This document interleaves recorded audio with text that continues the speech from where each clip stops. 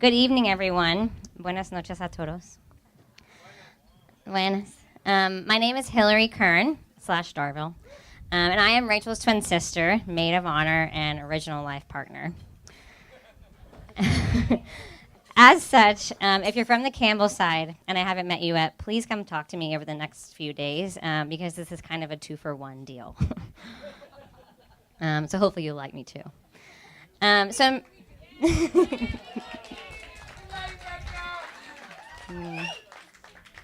So in preparing for this speech, I felt a little bit of pressure because last year, a year and a half ago in Ireland, Rachel gave an amazing speech at my wedding, and she also painted 8 masterpiece paintings because she's an amazing painter, and they were on all the tables, and it was a surprise, and it was like super emotional.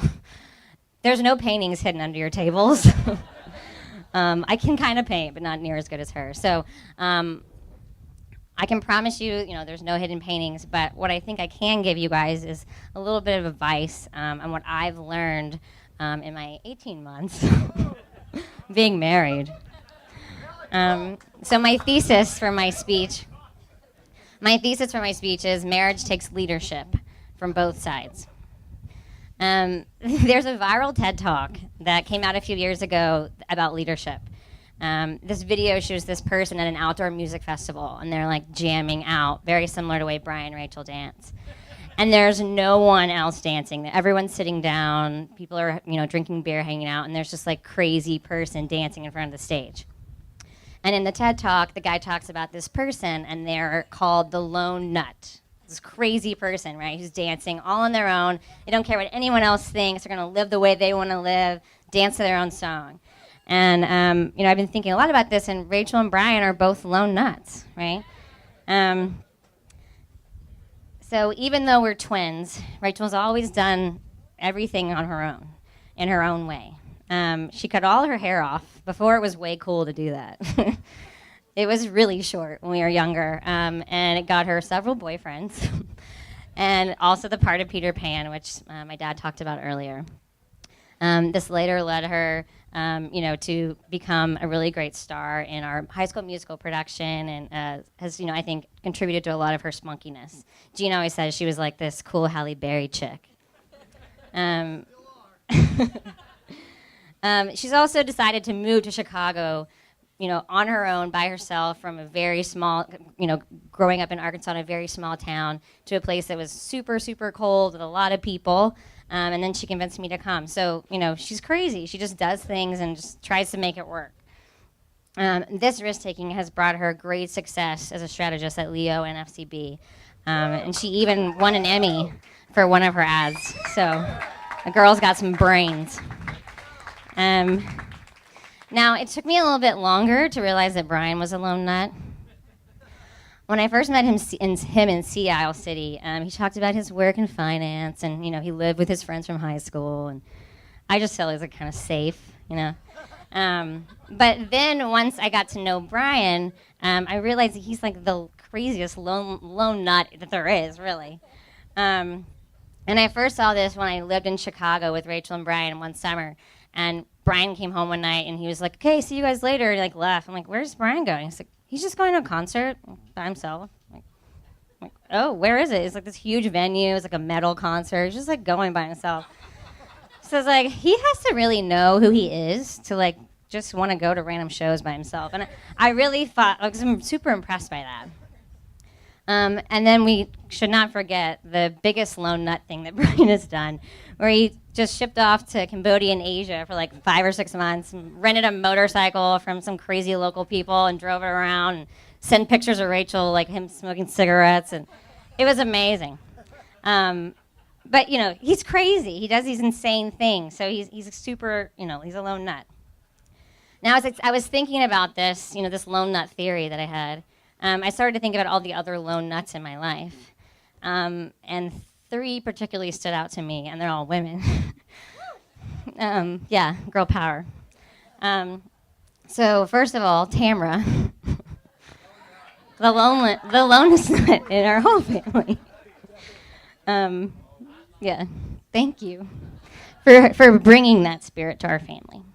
My mother, who has a career where she studies chlamydia in weird animals and travels the world talking about their pathogenesis.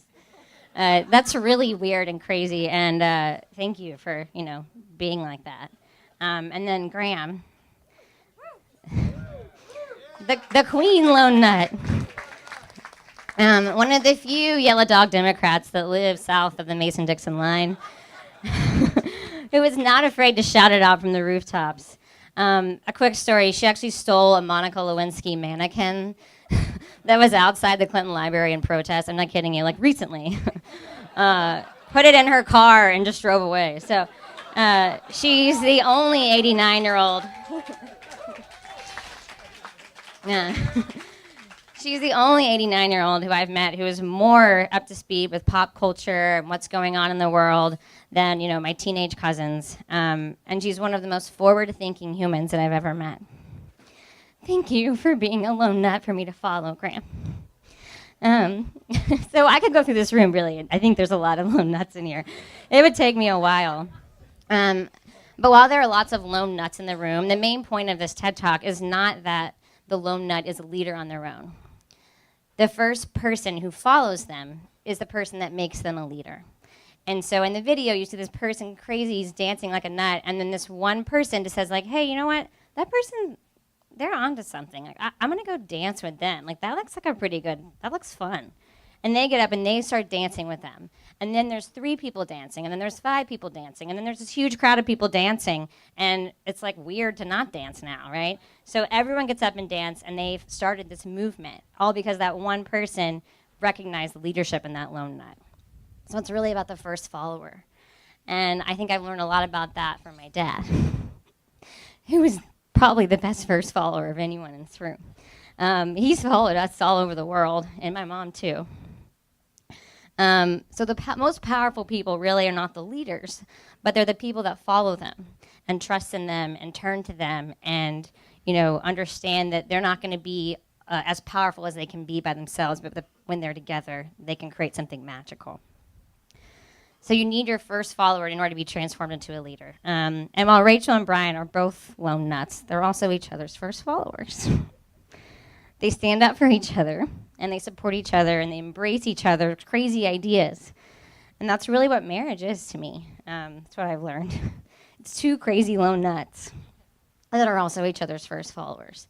You help your partner see how amazing they are and encourage them to keep doing whatever it is that makes them unique. And stand up with them and dance like a crazy person, even when no one else will. So even when the other person may have a crazy idea, like move to Pittsburgh after living in Arkansas their entire lives, or run 5 miles when you're super hungover, or move to a totally different state, or like Brazil or something for a year, you trust them and you follow them because you believe that they're a leader. So my advice to both of you, seeing as I have so much more experience, is to never stop being each other's first follower. You're a team, and your job is to help raise each other up and recognize the leadership that's in each other.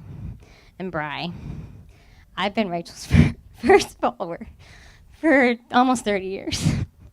So if you need any tips, I can give you some. You've both done this extremely well so far. This is the movement that you've created. These are your followers here. And we are so excited to be here in Tulum. So let's raise a glass. I'm not going to hold one because I got to hold this. To Brian, Rachel, and to all the lone nuts in the room, I hope that you find your first follower and that you can make something magical.